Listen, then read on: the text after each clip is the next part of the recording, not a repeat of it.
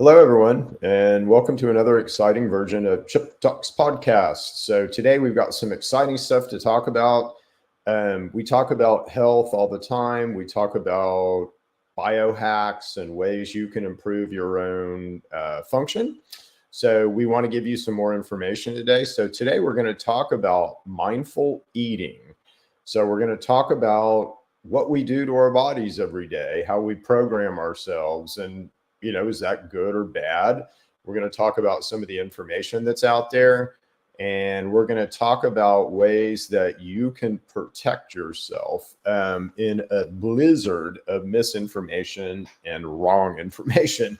So I'm going to break down what I've done, basically as a researcher, and how we've come to the conclusions that we have here at Neighborly Wellness and True Medics, and the structures that we have where we're trying to teach you guys things and inform you and better educate you about how you work. So let's dive right in, and we'll be this is a fun graphic. So again, we're going to talk about mindful eating, but I have this notion of an operations manual for humans, and I really like that notion because no one ever gave me an operations manual for this thing. I had to figure it out all on my own. But this is necessary, right? We all need if I go buy a lawnmower, I get an operations manual. If I buy a chainsaw, I get an operations manual. There is no operations manual for this thing. And if you go try to find information, it's just a chaotic and gooey mess of junk. So we're gonna talk through some of that today. Again, this is just illustrating, if you go online and say, should I eat meat or not? What should I eat every day? How much should I eat every day? How often should I eat? Should I eat breakfast, lunch, and dinner? Should I intermittent fast? There's just a ton of misinformation. And, why would this be, by the way? Well, I think we're all beginning to see that chaos and confusion supports a business model. If I teach you about how you work and I teach you about how to take care of yourself, you're not going to be a very good medical patient. Okay. And that's just the truth. That is just the truth. So if I'm an evil, but maybe successful business person, I might want this situation. In fact, I might promote this situation, and I likely do promote this situation. Now, the good news is, the truth is out there, and that's super good news. And so I'm going to give you what I do, again, how I try to discern through truth in an ocean of chaos and confusion and mess, let's say. So the biggest thing about, chapter 1, let's say in the operations manual for humans, is going to be to teach you about fasting and fed, because you are two different, it's just like almost two different vehicles. The fed vehicle is a very kind of old and ancient vehicle that's slow and cumbersome and not very efficient and it doesn't look like a Lamborghini. It looks like a 1945 Ford pickup truck. Okay. So that's what you look like in a fed state. And like that pickup truck, you're susceptible to rust, meaning, pathogens, let's say, and in all manner of things. You're, going to need a lot more care, let's say. As opposed to in a fasted state, you're like a Lamborghini, you're like a Ferrari, you're like a brand new Ferrari Testarossa. You're just stinging. Everything in you is humming along, and you're way more powerful and way stronger and way everything, right? So you can kind of go through this list. I'm not going to read the list to you, but you can see basically, metabolic rate. So in a fasted state, I'm maintaining. In a fed state, I have increases. So my body's going to get hotter. I'm not going to be able to thermoregulate as well. It's just night and day difference. I have on my whiteboard right now, I've got literally these differences between a fasted and a fed state, because it's so important. And if I'm trying to help you, let's say with supplements, or I'm trying to help you understand maybe, cancer and things like that, You cannot understand these things without understanding these very basic two different states. So when I'm in a fed state, I'm weaker. I'm dealing with my food. I'm internally, that's about all I'm doing. I'm just completely turned inward and focused on getting my food digested. When I'm in a fasted state, I'm doing all kinds of things. I'm defending myself. I've got a robust immune system. I'm way more energetic. My brain's running better. Oh, this brain thing. So look at this brain thing. This is kind of interesting. So again, glucose is what causes brain fog. Oh, Chip, I've got brain fog. How many cookies did you eat last night? And again, I eat cookies too. So I'm not, no judgment. It's just, that is the cause. All right. So if I can go long enough in a fasted state, I'll begin to run my brain on ketones, on fat. And if you talk to people who fast, let's say more than 24 hours, they'll tell you, yeah, I felt that kick in. I mean, I was sort of, my brain was kind of foggy and stuff. And all of a sudden, bam, felt this clarity and my mind cleared up and all that. So anyway, these are, when we talk about mindful eating, we have to understand the consequences of eating. All right. So this has nothing to do with volume. Okay. So again, this has nothing to do with the amount of food you eat. This is just the window in which you eat it. Now, most of us were taught breakfast, lunch, and dinner, which let's say 8 a.m. to 10 p.m. That's a 14-hour window. That's way too, you're going to gain weight. You're going to have bad metabolics. You're going to have a weak immune system. You're going to get infected with all manner of stuff if you do that. Okay. It's just that simple. If a bear did that, that's what bears do to gain weight in this fall, is they eat in more than a 12-hour window. So it's, you're being like a bear, but guess what happens to bears when they do that? Same thing's going to happen to you. Important, right? Very, very, very important, these two things. So what we want you to do is eat in a 8-hour window. So, if you need to eat breakfast, open your window at 8 a.m., close it by 4 p.m. That's an 8-hour window. If you don't need to eat breakfast, open your window at noon, close it at 8 p.m. That's an 8-hour window. And that's easy for most of us to do. And by the way, you're not going to starve. You're not going to go hungry. You can go 40 days without food. Oh, I get dizzy. Yeah, because you're addicted to sugar. So once you get past all that, you'll be fine. You can go 40 days without teaspoon of olive oil. Teaspoon of olive oil always helps that if you're trying to kind of work your way into this and you've been eating a lot of sugar. Okay, so let's move along. So when you're looking, God is a beautiful presence. And the way that God built this universe and our whole situation, let's say our whole reality, is not complicated. It's simple, it's logical, and it has to be, let's say, undecodable by the common man. So we don't need rocket scientists. We don't need PhDs to tell us what we need to do here. We just need to use our brain. Okay. So we just need to use our brain here is all we got to do. So let's use some brain cells as we talk about kind of what we should be eating, what logically makes sense to eat. So the first thing, the most important thing, is dietary fat. Okay. So you say, oh, well, Chip, I eat a lot of meat. I got that covered. No, you don't, because there's two types of fats that are essential.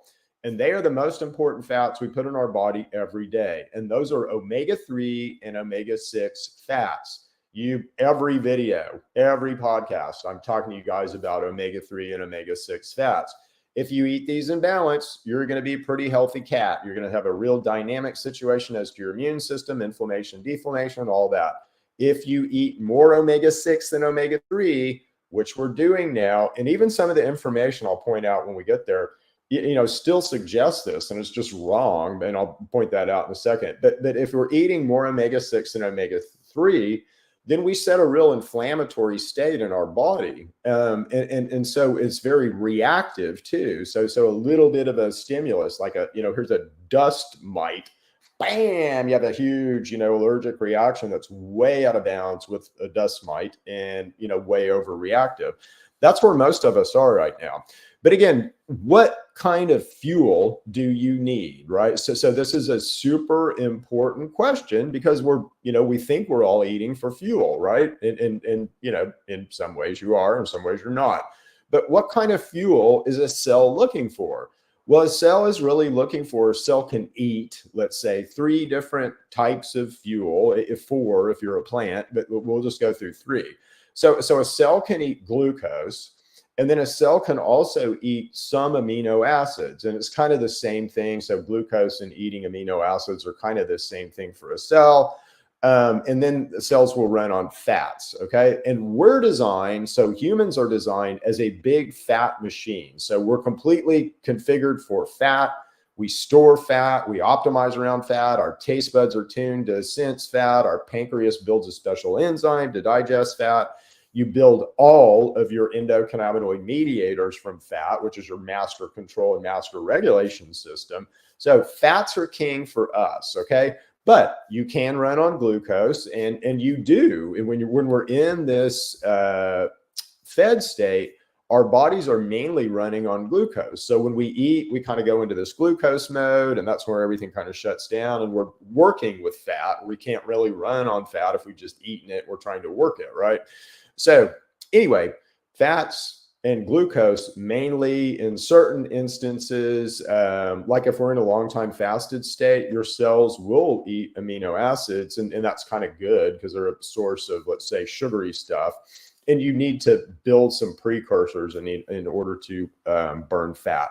But you don't have to have glucose, right? So in literature, it's really interesting when you read literature, a lot of research papers and stuff, they'll talk about the need for glucose. Again, if you go 48, and here's where logic comes in, and so to move past the chaos and confusion. If you go more than 48 hours without eating, and again, you can go 40 days without eating, but if you go more than 48 hours without eating, you'll burn through all your circulating glucose. Your body doesn't store glucose at all. So you'll burn through all your circulating glucose, and you don't die. You could go 38 more days just fine. So glucose is something that we think right now is necessary. But if you really look at how you're working, at kind of how a cell works and what a cell needs, it's not, all cells will run on it, but it's not necessary. And we're more designed to run on fat. So it's kind of like evolutionarily, all cells sort of develop where they'll run on glucose, but we've advanced past that. And now we're up here where cells will run on fat, and they've got a lot more function when they do that. They're a lot more powerful, let's say. So, we don't want to go back here to, pre-dawn civilization and run all our cells on glucose. Okay. So, but anyway, fats are super important in what we eat. Glucose is not so much, and we get a lot of glucose, but again, it is somewhat important. Let's talk about this real quick too. What are sources of glucose in our diet? Well, when you hear glucose, you're likely going to think about, cakes and cookies and brownies and things like that. And those certainly, dietary sugar is definitely a source of glucose. And it's a simple source of glucose. So your body doesn't have to work real hard to break it down. So it's, it's like crack cocaine kind of to your body. It's just bam, it immediately gets in your blood system. And your body uses it, right? Which is cool. Carbohydrates, on the other hand, and that's not really the way you're designed. You're not designed to run on CNH, pure cane sugar. No. But carbohydrates, on the other hand, are proper sugars that we are designed to run on. So strawberry is a source of glucose. Broccoli is a source of glucose. So any vegetable or fruit are good sources of glucose that they have more complicated sugars in them, and they're harder for our body to break down, that take more time. But that's kind of what we want. We don't want the crack cocaine version of glucose. We want the, carbohydrate, let's say, version of glucose. Okay, so what do we need to eat right off? In order to fuel our mitochondria, we have to be consuming some carbohydrates, but mainly fats. So mainly fats. So the most important thing, again, that you eat every day are dietary fats, and not like French fries at McDonald's. That's the wrong kind of fat. That's trans fat. That's not good dietary fat. I mean, fats from plants. Okay, dietary fats from plants. And they can come from animals because animals will eat the plants and then they store the fat that way. And so you can get them from animals, and a lot of us do, but they come from plants. Okay. So that's, again, King James Version of the Bible, read Genesis, read what God told you. God created this system for us, but what we're supposed to eat, in my mind, and again, I don't want to get into that whole debate, but are, let seeds and nuts be thy fruit, I believe is the direct quote. So we need to look there at least first, because that is the source of all raw nutrients, even for animals. So if we're getting our nutrients from animals, again, we're actually they're an intermediary between you and the plant, I guess is the best way to say it. Okay, so again, what else does a cell need? So a cell needs, our cells mainly need fat, but, glucose is also somewhat necessary. And that's the way we run a cell. So a cell needs to run. It's got to have its engine going. That's how I'm talking to you right now and blinking my eyes and doing everything that I'm doing. If my cells weren't running, I'd be dead. Okay, so very important that they're running and that we have proper inputs for them. But the most proper inputs for a cell are fats that come from plants and glucose. Okay. So, and those fats that come from plants could go through an animal intermediary. That's just fine, but they all start in plants. All right. So very important, very important, very important. All right. So let's continue on the simplistic path. So what is a cell trying to do? What kind of work is a cell trying to do? Well, a cell's trying to make protein. It's trying to basically take, and this is what this graphic is illustrating. So a cell will express something through DNA. So let's say I'm going to build a P53 protein in order to fight cancer. And so that segment in DNA will come apart basically through a series of steps with RNA and RNA polymerase and all that. That DNA will be read, and then that DNA will be processed into a protein. And the protein is built from amino acids. So all that DNA is saying is build me a protein that's this long and has this many amino acids in it. And that's exactly what happens. So all cells want to do work. They want to build proteins. And that's what a cell does with DNA. And that's how cells talk to each other and do things and do work, right? So super important. But again, in order for a cell to do its work, it has to have the amino acids necessary to build the protein. And normally cells will pull these amino acids from the extracellular matrix. So they'll go right outside themselves and they'll say, do I have enough glycine and lysine and isoleucine and all those good stuff in order to build the protein that I need? And if they don't, they'll just quit. Not going to build that protein. Now, that protein might be something super necessary for you to function. So we don't want cells to quit. We want them to build the proteins that they're trying to build. But in order to do that, they have to have the amino acids necessary in the extracellular matrix. So the first thing that we're concerned about eating, fats and glucose, but mainly fats. You can run without glucose. You cannot run without dietary fats. So dietary fats that come from plants, not McDonald's French fryer. Most important thing, second most important thing, amino acids. So we talk about these, and this is where it'll get real confusing for you guys, but just always know that a protein is nothing more than a string of amino acids. Because you'll hear all the time, oh, you have to eat protein. Well, yeah, you do. But again, you can eat bad protein. You can eat wrong protein. You can eat incomplete protein. What you really need to eat are all 9 essential amino acids. So all 9 essential amino acids are what we really, really, really need to eat. And it doesn't matter if that comes from a cow, a pig, a plant. It does not matter as long as you're getting those 9 essential amino acids. Okay. It's a little less work, I'll say, from a plant. I mean, you're kind of designed to do that, to eat plants, but yeah, a lot of people eat meat. I'm not going to go there and argue with you, just saying this is what logic says, and this is what logic dictates. It's also easier to break down proteins that are in plants. So our pancreas. our pancreas builds 3 different types of enzymes. And this just tells us what we should eat. I mean, again, this is just logic and kind of how you work, operations manual for humans. But your pancreas will build 3 different types of enzymes. So it builds an enzyme for carbohydrates. And again, those are important. We need glucose in certain instances. And we also need the vitamins, and we need the chlorophyll and some of the other things that we need from plants. So we have to break down carbohydrates. And so we build an enzyme for that. We have to break down protein, which is what we're talking about. We have to break down protein into amino acids. And so there's an enzyme for that.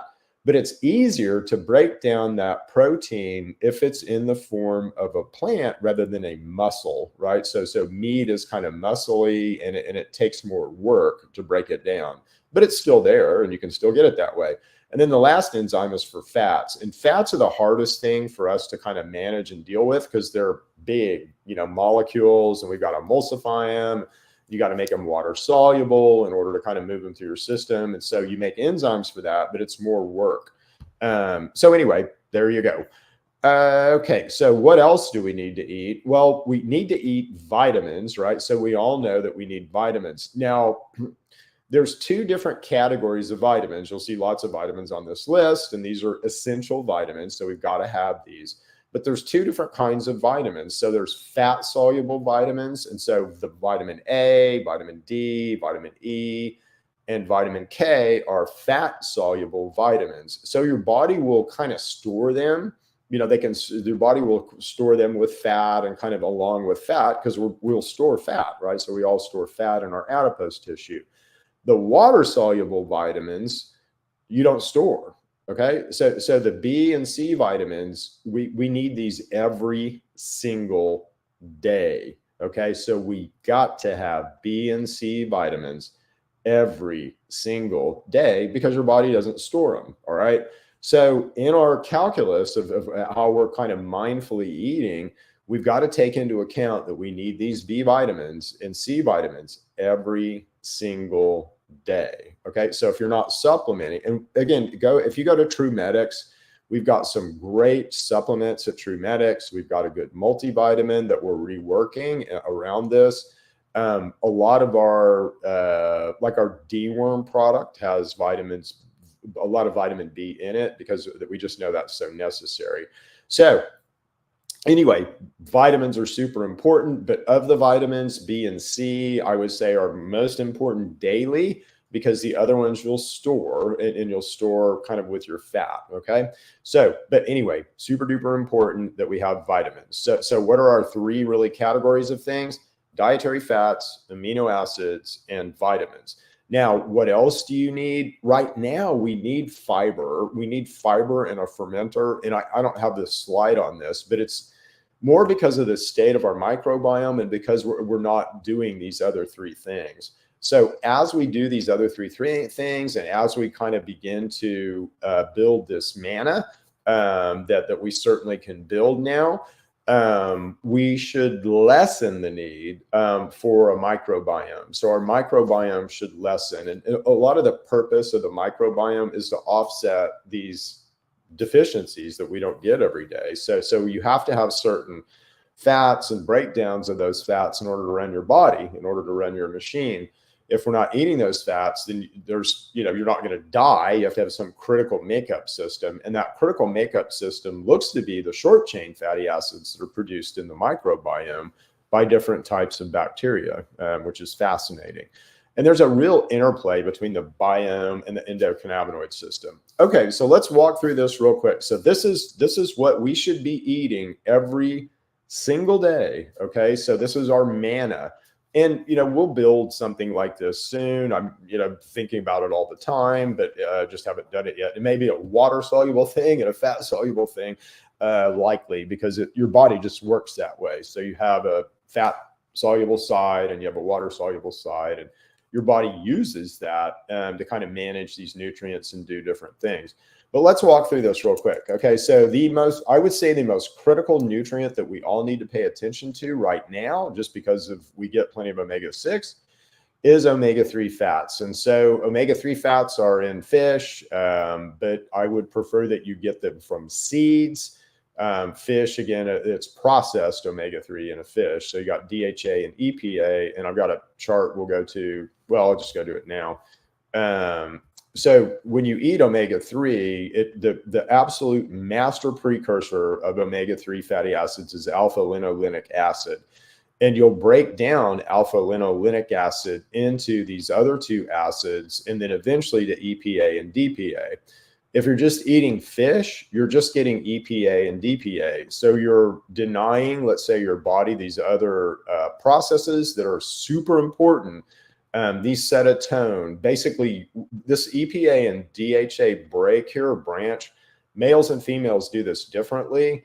Delta 6 desaturase here, this enzyme, is where, autistic people are broken. And this is, kind of fit and start, let's say. And that's why autism is sex differenced, is for that very reason. So anyway, omega-3 and omega-6 are really important and very important. Then this is the thing I wanted to point out. Very important that we eat in balance. But even look at this, and this is just, stats that I pulled in order to build this, graphic. But this is saying, 1.1 to 1.6 grams per day, and then 11 to 17 grams of linoleic acid, which is omega-6.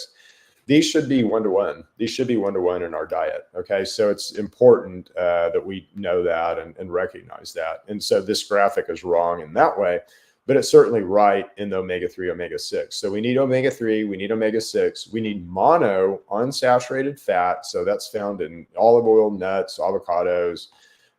Any kind of nut really is going to have a lot of monounsaturated fat, but it will also have saturated fat. And so you're looking for things that have a little bit more monounsaturated fat than saturated. If you're a meat eater, so if you eat a lot of meat, again, one of the most important things that I would suggest that you do is basically pay attention to your omega-3 and omega-6 fats, but you're likely getting plenty of omega-6 from the meat. Up your omega-3 and up your intake of monounsaturated fat. And this will help dial back the inflammation that we all set if we eat a lot of saturated fat. Saturated fat is inflammatory. It actually hits a receptor in a cell called TLR4 that will cause inflammation. And it doesn't matter if that saturated fat comes from a cow or an avocado, it will cause you to inflame. And similarly, monounsaturated fat will cause you to deflame. So these need to be basically offset and balanced. All right, there's 9 essential amino acids. It's hard to find all 9, let's say, in a single source of protein. So whether that be a, kind of a bean or seed or an animal, animals would have to be fed all 9 essential amino acids in order to kind of store them in their, muscle tissue and things like that. And so that doesn't always happen. And you're kind of at the mercy of the farmer, with amino acids. So we're very good friends with sustainable farmers. And so if you have a sustainable farmer, again, this is going to be considered, and this meat, the meat that they raise is going to be very intentionally built to have all these nutrients in it. If you're, shopping at your local grocery store, that's likely not going to be the case. They don't care. They're in mass, they're trying to make money. They're just in mass volume. They're not intentionally trying to build you, give the cow what the cow needs. So in order so that it has proper meat, let's say. And then the essential vitamins. And again, these vitamins, so keep in mind, vitamin A is fat soluble. And so you'll get that vitamin A in a lot of, let's say, fats that we eat. Vitamin D is fat soluble, vitamin E is fat soluble, and vitamin K is fat soluble. All the B's and the C are water soluble. And again, daily, we got to have those daily, very important. All right, so omega-3 and omega-6, just these break down into super important things in our bodies. And so the breakdown here is a little different.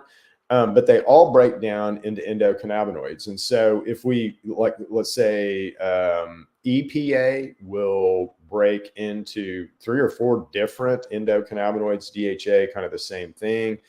This acid will break into endocannabinoids. So there's many endocannabinoids that get built down this tree that are signaling, processing, master regulatory type signalers and mediators.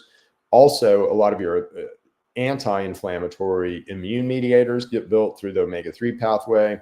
The omega-6 pathway is the exact opposite. So it's very pro-inflammatory. And these prostaglandins even. So PGE2, this is the cause of, pain. This is the cause of kind of a lot of inflammation that we suffer from right now. And again, this PGE3 is the exact opposite. If you're not eating omega-3 fats, you're not building this offset. And again, everyone is eating way too many omega-6s. So we're all building way too many of this guy. And this is part of why we have pain and so much pain and can't mitigate pain. And this COX right here. So if you look at what something like a Tylenol does, it inhibits this enzyme, which will shut off your ability to make PGE2, which will mitigate pain, although Tylenol does it in a very unsafe way. And nature does this way safer. There's many things in nature that will do the same thing and provide the same relief as something like a Tylenol. In fact, white willow bark is what Tylenol, acetaminophen, aspirin was kind of initially based on, that does inhibit COX, and that's why they work. All right, so let's look real quick at meat versus plant-based diets. So a lot of you guys out there, are going to be meat eaters. I mean, most of you likely are meat eaters. Some of you are plant-based, but let's kind of look at this a little bit. Again, with the eye toward these three things, you've got to eat fats, you've got to eat aminos, and you've got to eat vitamins. Okay, so what does that look like here? Well, meat diets all will have an excess of saturated fat. So you're getting a lot of saturated fat, and you need to pay way more attention to omega-3. You're likely getting plenty of omega-6s in that meat. Now, if you're eating more intentionally built meat, let's say intentionally fed meat, you don't have to worry about this so much. If you're eating wild game, again, you don't have to worry about this so much. Most wild game will have a lot of balance of omega-3, omega-6 fats. It'll be more balanced in their fat. But if you're eating, let's say, feedlot type animals, then you need to worry about you're getting too much saturated fat, and you need to offset that with definitely some kind of omega-3 supplement. Okay, so super important to have an omega-3 supplement. But all meat that is grocery store bought, let's say, will have an excess of saturated fat. And really the health of that meat, you've got to understand, is dependent on that farmer. So if you're buying a lot of feedlot meat, it's, they don't really care. So they're just trying to produce a lot of meat. Most meat is super heavy in omega-6. Why? And again, most of us eat beef, and beef, they'll feed corn in order to finish that beef. And that has a bunch of omega-6, and that'll be imbued in the fat in that meat. Okay, so that fat will be reflective of a bunch of O6 over omega-3s. You build fat, and you build fat cells, and you build blood cells with omega-3, omega-6 fats. And so kind of the outside cell barrier will be omega-3, omega-6. And so again, if you're heavy in omega-6, you're going to be heavy in omega-6 in the cells, and that's reflected in the meat, in the fat in the meat. Meat usually is adequate in vitamins. So as long as that cow, or horse, sorry, people don't eat those, but cow or pig or whatever you're eating, chicken, most, even in big feedlots, they're pretty good about giving vitamins, proper amounts of vitamins to their meat. But meat eaters definitely should look at balancing fats. So in particular, monounsaturated fat, which comes from nuts. So if you eat a lot of meat, start trying to eat some nuts, avocado, seeds, to have a lot of monounsaturated fat. And then definitely omega-3. We all really should be supplementing with omega-3. Go to TrueMedics, find our omega-3 supplement. It's a really good one.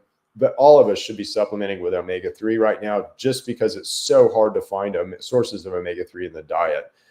Chia seeds is a really good source if you're a baker, but it's hard to find. And, you're not going to find things, cooked with chia really unless you're looking for it. So, and meat eaters still should consider amino acid supplement. Why?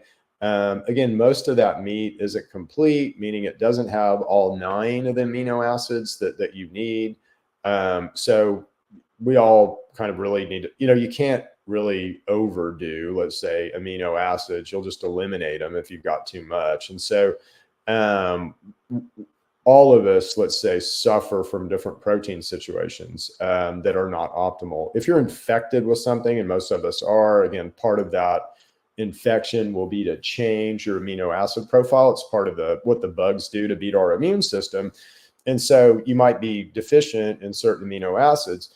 And this can be tested too, by the way, but the reason for that deficiency might be some kind of infection. And so all of us, we need to make sure that we're eating enough aminos, and in particular, branch chain aminos. A lot of the bugs like to eat branch chain aminos for whatever reason. All right. So if you're a plant diet person, so, I'm a plant-based diet person, it requires a lot of math and a lot of work to make sure that you're getting enough protein. So there's certain things that you can eat, and we'll talk about a recipe here in a second, but there's certain things that you can eat that will, give you kind of adequate enough protein. And it's, beans and seeds and nuts usually. So you still need to be concerned with omega-3 versus omega-6 fats. And again, in a perfect world, we want to eat those in balance. Corn is very heavy in omega-6s, so we need to pay attention to that. So if you're going to eat a lot of corn, then make sure you're offsetting that with a lot of omega-3 supplements. Chia, hemp, flax, or, actually supplement with omega-3s. Omega-3s are really hard to find in nature. I find this fascinating because they're so important.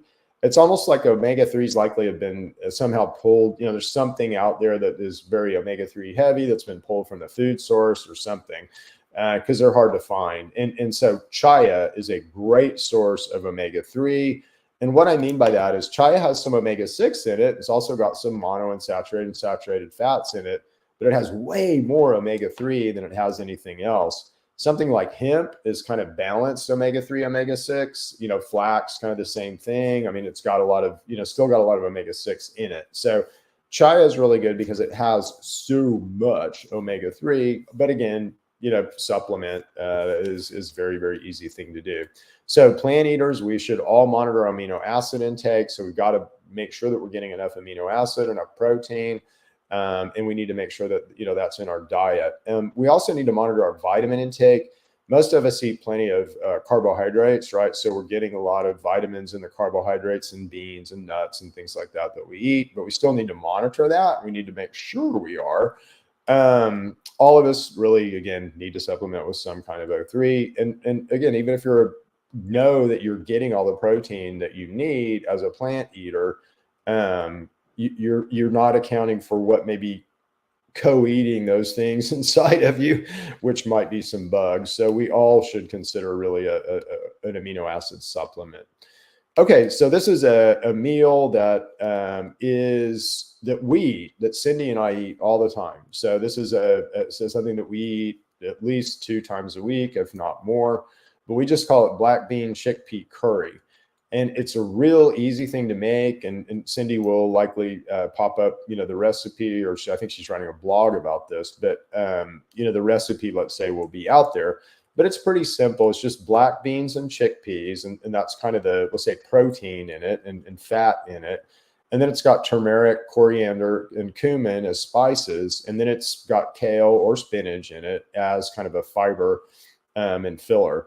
But if you look at just this meal and kind of what's in this meal, I mean, you're going to see that it doesn't have any omega-3 in it. So that's kind of a thing right off that I've got to pay attention to. And I know that I have to supplement, or I have to go to another source of omega-3, or I got to put some chia in this at the end of it, and that'll just up the omega-3 in it. But, I need to be aware of this. So it's got a little bit of omega-6 and no omega-3. So that's going to kind of hurt my inflammation profile versus help it. But again, I can offset the meal with some things that will kick that up.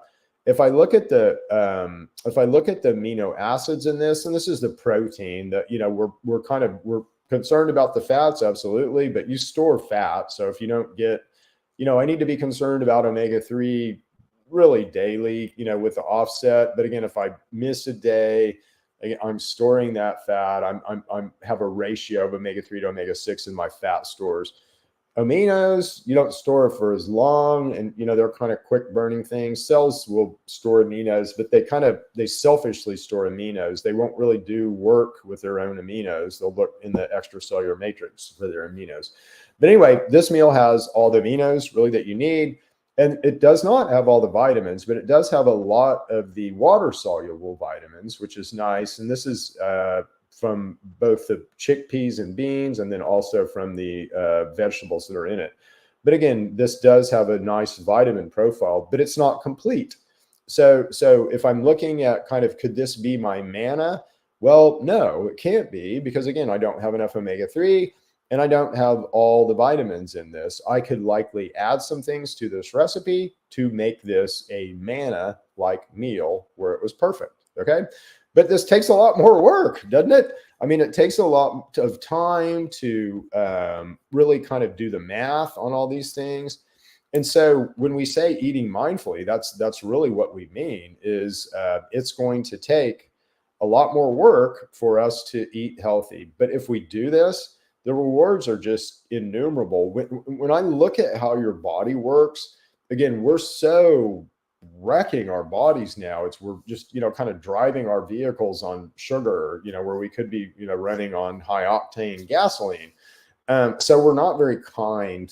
None of us have the operations manual for humans. And so we're not really kind to this form right now. And we need to be kinder to it, but it will take more work. And we can't take, let's say, their word for it, and them meaning institutions. The institutions have created this problem and created this mess that we're all in, and we need to fix it. But it won't happen unless you empower yourself, and you got to take back control of your own health. So do that. We'll help you do that. We're here for information. We have product, we'll make it easy for you, but we're going to make you think about it. That's for sure. So anyway, hope you guys have enjoyed this one. We'll see you back next week for another exciting version of Chip Talks podcast.